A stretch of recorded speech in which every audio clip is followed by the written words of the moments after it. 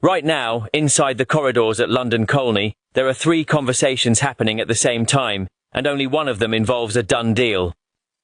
A veteran forward is stuck in a financial standoff with a club in Turkey. A France international is being quietly monitored in Barcelona after his manager praised his mentality in public. And a Belgian winger who once wore the shirt with pride is now just a name on a spreadsheet, waiting for 2 clubs to agree on a number. This is not a quiet summer for Arsenal. This is a club making moves on multiple fronts, some confirmed, some still just smoke, and the difference between those 2 categories matters more than people realise. Here is what is actually at risk this summer.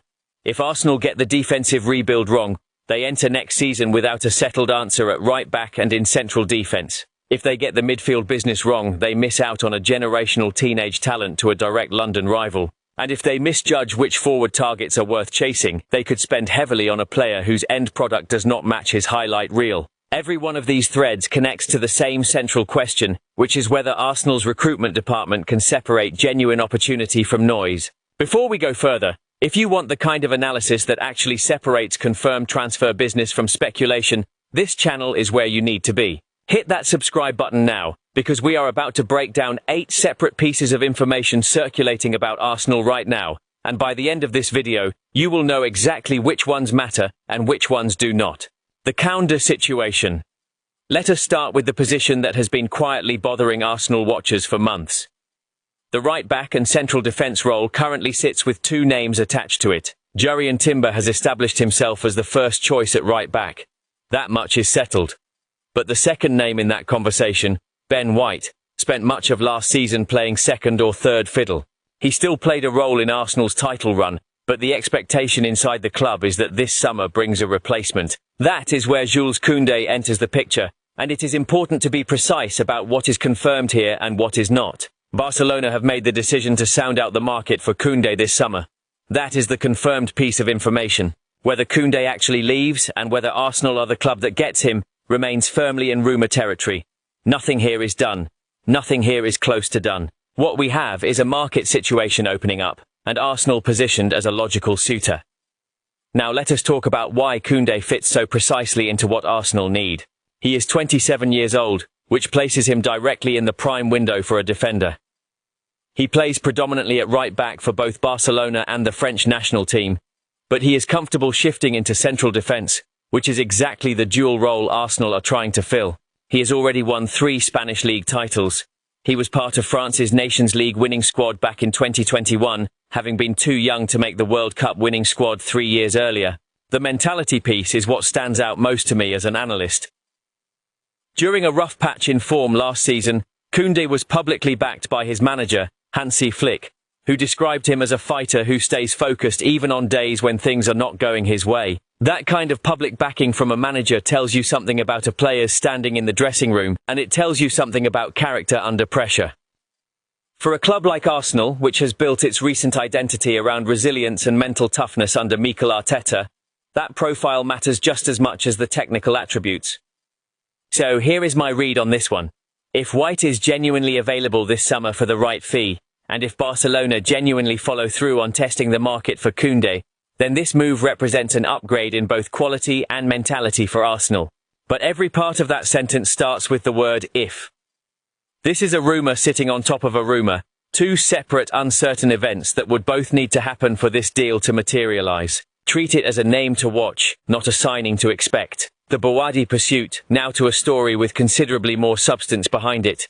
Ayoub Bouaddi, the 18-year-old Moroccan midfielder currently at Lille, has been one of the standout performers at this World Cup, and that form has attracted interest from several major clubs across Europe. Lille would prefer to keep him, but that preference does not mean a sale is off the table. Here is the key development, and this one is more concrete than most of what we have discussed so far. Arsenal have agreed to one of Lille's central conditions for a sale, which is an immediate loan-back arrangement. In simple terms, Arsenal would sign Bouaddi now, but send him back to Lille on loan for the coming season, allowing him to continue developing in a familiar environment while Arsenal secure his signature ahead of competitors. Lille want their prized midfielder available for the Champions League next season, and Arsenal appear willing to accommodate that. What makes this story more urgent is the competition. Chelsea and Manchester City are also reportedly prepared to accept the same loan-back terms. So the fee and the structure of the deal are not necessarily the deciding factor anymore. This has become a question of which project Bouaddi and his representatives find most convincing. There is a historical parallel here that I think is worth drawing out, because it is directly comparable in structure. Back in 2019, Arsenal signed William Saliba from Saint-Etienne under almost identical terms, an immediate loan back to the selling club. At the time, that deal looked unremarkable to outsiders. Today, Saliba is regarded as one of the best defenders in world football. I am not saying Bouaddi will follow the exact same trajectory, because midfielders and defenders develop differently, and every player's path is his own. But the mechanism Arsenal used to secure Saliba's long-term future is the same mechanism being deployed here, and that tells you something about how this recruitment department thinks. They are comfortable playing the long game when a young talent is worth waiting for. There is also context around Arsenal's recent recruitment misses that adds pressure to get this one right. Arsenal missed out on a young player named Jeremy Monga who went to Manchester City instead. When you combine that miss with the direct competition from Chelsea and City for Bouaddi, it becomes clear that Arsenal's sporting director, Andrea Berta, is under real pressure to close this specific deal rather than lose another highly rated teenager to a domestic rival. My analysis here is straightforward. This is the most advanced and most credible of the midfield stories circulating right now. The agreement on loan-back terms is a genuine signal of intent, not just speculation. But it is not signed, sealed and confirmed either. 3 major clubs are still competing for the same signature, and until Bouaddi actually puts pen to paper, this remains an ongoing negotiation rather than a completed transfer. The Leao question. Now let us turn to a name that has generated plenty of noise but, in my view, deserves a much more sceptical response from Arsenal supporters. Rafael Leao was genuinely impressive for Portugal in their World Cup victory over Croatia, a 2-1 win in the round of 32. Starting for the first time at the tournament, Leao gave Croatia's defence a difficult evening with his pace and directness. He set up the winning goal in stoppage time with an excellent 40-yard cross, and he struck the woodwork himself with a fierce effort from the edge of the box. That performance has understandably got people talking, and Arsenal have been loosely linked with Leao for some time. He has even admitted publicly that he likes the club and enjoys the City of London. AC Milan value him at somewhere between 60 and 70 million euros according to reporting from respected transfer journalist Di Marzio, and the club is reportedly ready to sell. Here is the detail that should stop this rumour in its tracks for anyone paying close attention. Intermediaries have already offered Leao to Premier League clubs, and Arsenal were among the first to decline that offer. That is not speculation. That is a confirmed rejection from Arsenal's side. Whatever excitement this World Cup performance generates online, the club itself has already walked away from this move, and having looked at the full picture, I think that decision is the correct one. Leao's talent has never been the question. On his best days, he is genuinely unplayable, capable of moments that very few wingers in world football can produce. But on his day is precisely the problem. Across his last 3 seasons in Serie A, his goal returns have been 9, 8, and 9. Those are modest numbers for a player considered one of the most gifted attackers of his generation, and they point to a player who has not consistently translated raw talent into end product. The bigger issue for a system built by Mikel Arteta is defensive work rate. Leao does not press with intensity, does not track back reliably, and does not consistently perform the less glamorous defensive duties that Arteta demands from every single player in his squad, regardless of reputation. He fits the profile of a luxury player, someone who produces moments of brilliance but does not fit into a structure that has no room for players who only contribute when they feel like it. There is a useful historical comparison here too. The Matteo Guendouzi situation at Arsenal demonstrated years ago that Arteta has no patience for talented players who will not buy into the collective work required by his system. There is also a smart comparison drawn between Leao's World Cup form and Marcus Rashford's loan spell at Barcelona, both examples of a talented player producing a promising stretch of form that ultimately did not confirm long-term reliability.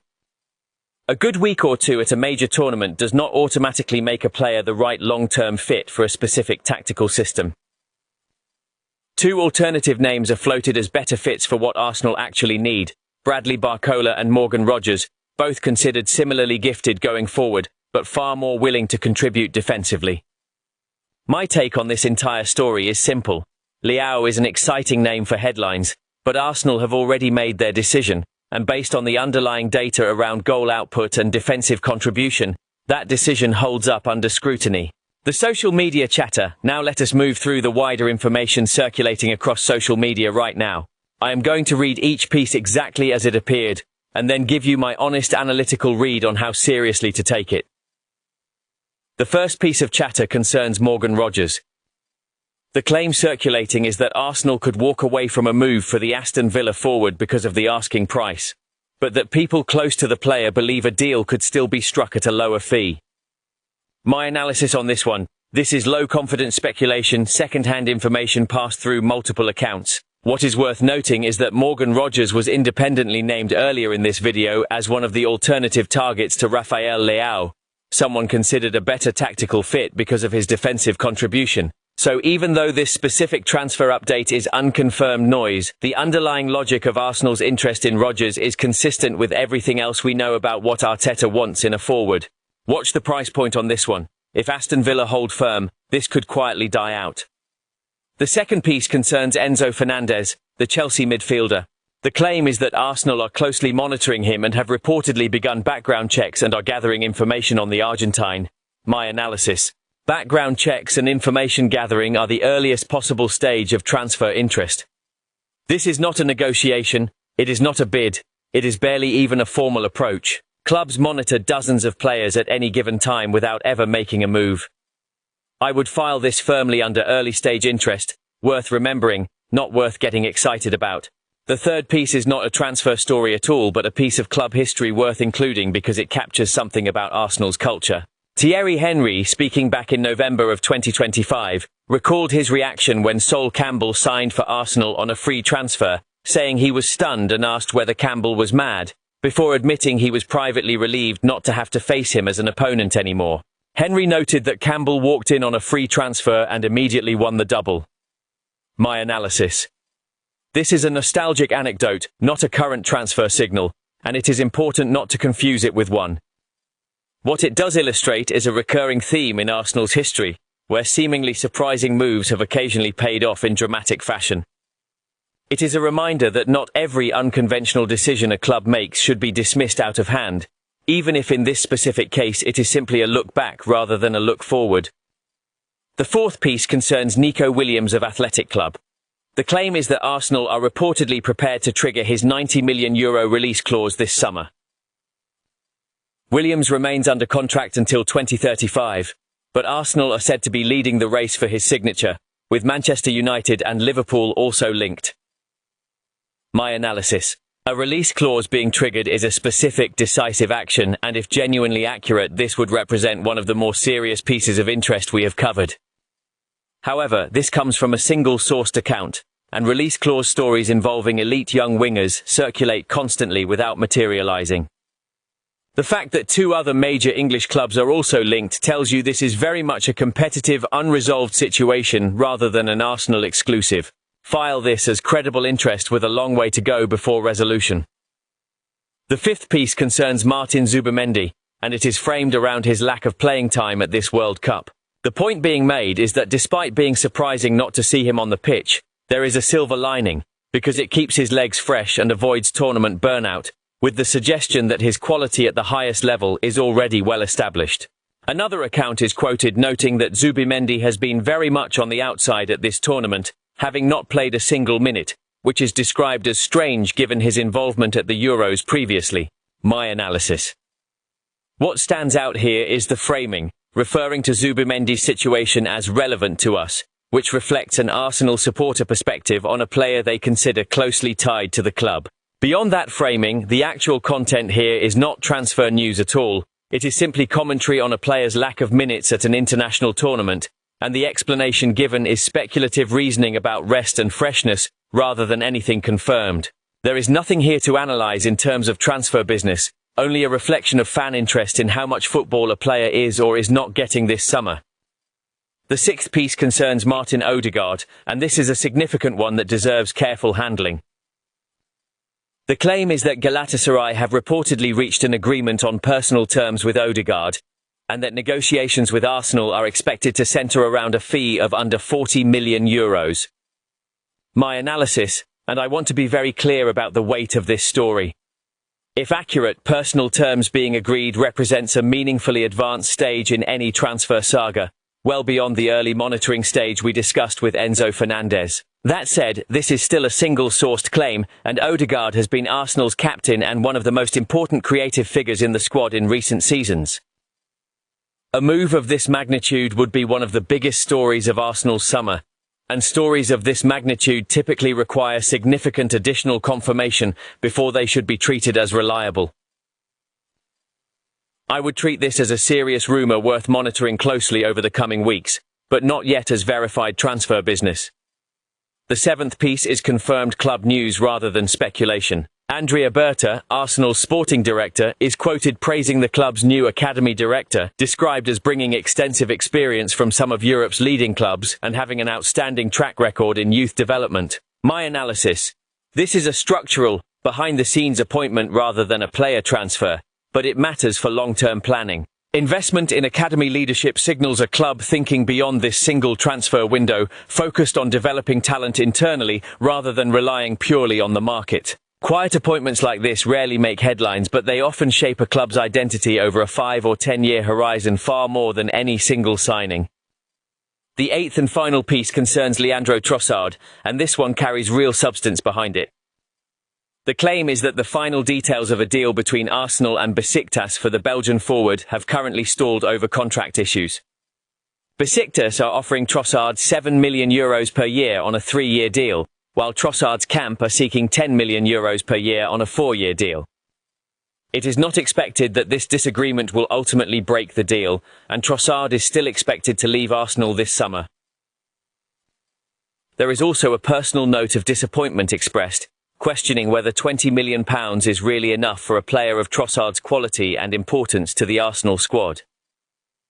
My analysis: this is one of the more concrete and detailed pieces of transfer information we have covered today, because it includes specific numbers on both sides of a wage negotiation, rather than vague talk of interest. A gap of €3 million per year over differing contract lengths is a meaningful negotiating distance, but it is the kind of gap that experienced football agents and club executives close regularly once a player and a buying club are both committed to getting a deal done.